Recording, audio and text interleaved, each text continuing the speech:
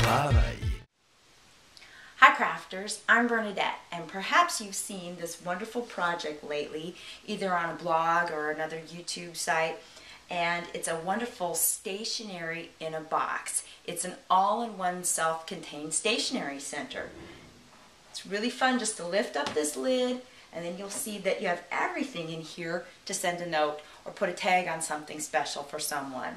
You've got a place for A2 cards, a place for 3x3 note cards and or tags, and a place down below for addresses, postage, or anything that you'd like.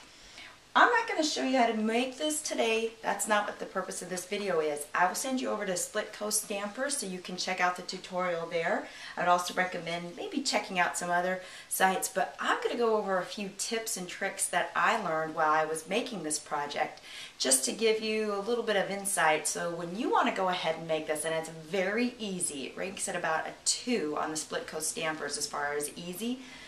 But there are a few things to consider that'll help you make your project exquisite. So let's get started. My first tip has to do with choosing the right kind of paper. As you can see, this is a relatively architectural project.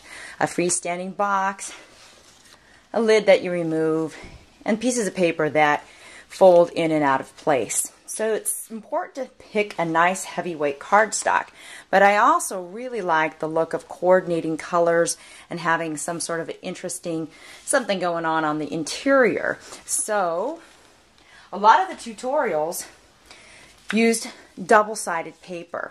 I happen to love K & Company. I have a lot of their papers, and I wanted to use a paper from this company, but a lot of the papers, and this is not just K & Company, there's a lot of companies that have double-sided papers where the pound weight is relatively, it's not very heavy, so it doesn't really give a lot of sturdiness. So of course, the easy way to do it is to find a coordinating color and then create your project from that heavier cardstock and then layer the coordinating cardstock on top of it. For example, in this project I use a combination of Coordinations and Basil Basics.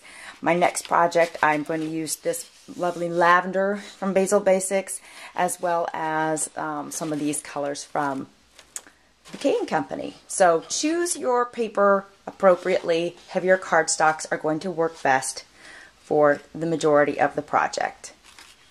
If you're like me, you're a big fan of spray inks, whether it's a colored ink, a spritz that just adds shimmer and shine, or you like the look of walnut ink to give you that age-distressed look.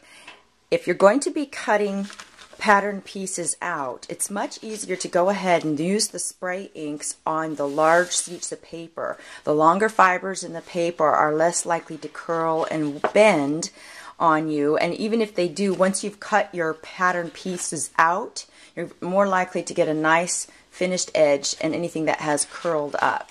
Additionally, once you have your pattern pieces cut out, scored, and your cuts made, it's much easier while it's on the flat and disassembled to layer your designer pieces over the other parts. This is probably a basic, but I found that when working through this, sometimes I wanted to add designer paper after the fact, and I had to take things apart. It's much easier when you have everything on the flat to add your paper pieces.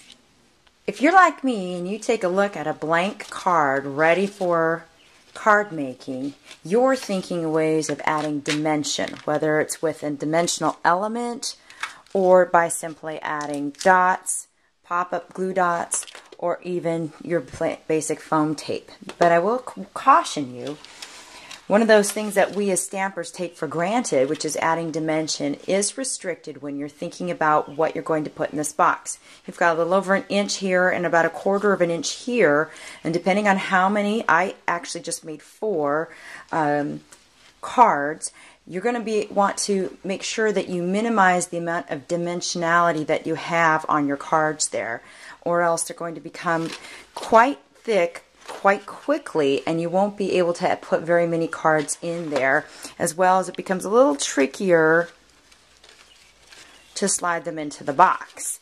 Not really much of a big deal, but if you're thinking about quantity to give to a person, just to know that you're going to have to take it easy on the dimension factors. even for your 3x3 note cards. I just put one little simple strip of foam tape on the back of here, and it was all I could do to fit in 4 cards into my box. Are you a fan of using your Martha Stewart scoreboard to make envelopes? Well, I sure am. But I'll tell you, I found something that for the section of the project where the A2 envelopes and cards will go, my A2 cards fit just fine, but when I used the dimensions from the Martha Stewart scoreboard for my envelope, I found that it produced an envelope that was just a little too big in terms of overall dimensions. Could be just me, but I do know that on some of the other blogs and also out there on YouTube, some folks have said they found that the dimensions of the Martha Stewart envelopes are a little on the larger size. So I just had to go ahead and find an A2 envelope that worked well enough, a standard A2 envelope from an envelope manufacturer, and it worked great both for my card as well as fitting into the overall stationery box. One last thing though, I did use my Martha Stewart envelope to make, or the envelope guide to make 3x3 envelopes for my 3x3 note cards. I simply took the dimensions of the 6x6 envelope that's here, the square, and simply factored it by 2, and it turned out fantastic. I used a 6x6, a 5x5 piece of paper, and I believe I scored it at 1 7/8 all the ways around. Made these adorable little square note card envelopes, and I could even line them that way.